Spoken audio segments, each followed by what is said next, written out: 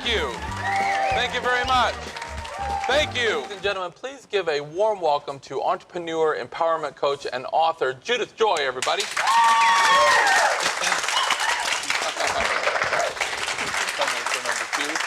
Thank you. Welcome back. Welcome, everybody. I'm here with Judith Joy. We've been talking about energy. And I want to ask you about your book, the new book coming out, Surviving Your Teen and Being Happy Anyways. What prompted you to write the book? Well, for a long time, everybody wanted me to write and write and write. And I'm like, I don't know enough. I've only gone to a zillion classes and read 2 zillion books. And, I don't know enough. So right. I have to keep going. So I was just like, all right, fine. I'm a writer. I've always been a writer. And then Doc said, hey, I'm going to go meet this guy, and he's in publishing. So Maybe. Maybe. Yeah. Well, I had said I was blocked in writing, and I needed a writing coach, someone to push me forward. So we went to go meet with this guy, and then, lo and behold, I had a publishing contract with a writing coach. Right, and everything just started coming out. And I know who you're talking about as well. Adam is a dear friend, and I have to tell you, he's a brilliant guy, isn't he? I mean, a writing coach, no matter if you're a writer or you're an entrepreneur, doing what he does, there's a real knack to being able to. And he's so kind and gentle. Oh, he's just such a heart guy. Now, I have to ask, how would you say that this book, because I know that the book will be out in a few months, and there's already a lot of buzz and a few surprises, I think, along the way. But how would you say this is different than, let's say, other self-help type books? Well, this is teaching the parent how to change their own behavior and how to change their own energy. So that they become more peaceful, they become an observer, let go of judgment, and then you get to try on experiences. Right. If you go through life, you're always trying on experiences, and some of them work for you and some don't. And you just let go of the ones that don't work and then keep the ones that do. Yeah.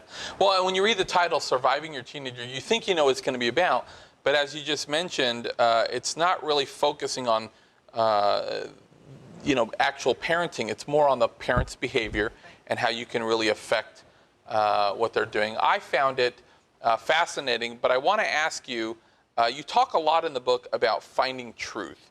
And when it kind of struck me weird when I read that about finding truth, because some people would say, well, there's only one truth. Isn't truth, truth?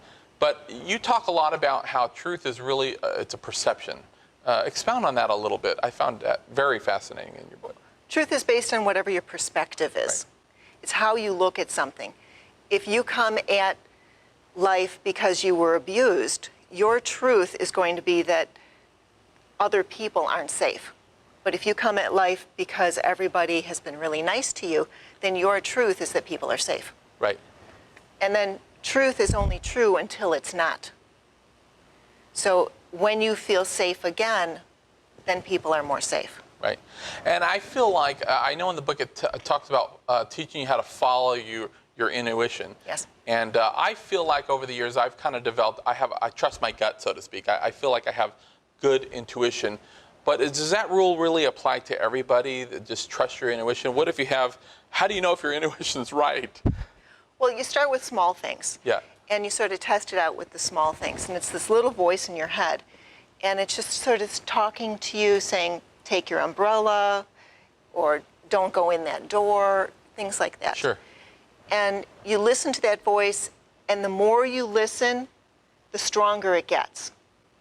And the stronger it gets, the more you trust it. And then you're just automatically listening to it all the time. So somebody that maybe they don't follow intuition, maybe deep down they don't trust themselves, and they trust others. And I have to say, I want to make sure I get this right. In the book it said, focus, what you focus on is what you get. And can you explain a little bit about what you meant on that part? A lot of parents focus on the bad behavior that their teenagers have. In every situation, there's something good. Find the good. Focus on that. It's like when you're driving down the highway and you're focusing on the road, you're actually driving on the road. Right. But if you're driving down the highway and you're focused on the building, you're going to find yourself turning the car towards the building. It's the same principle. So find the good and then focus on it. And if your child does have some wrong behavior, how should we how should we react?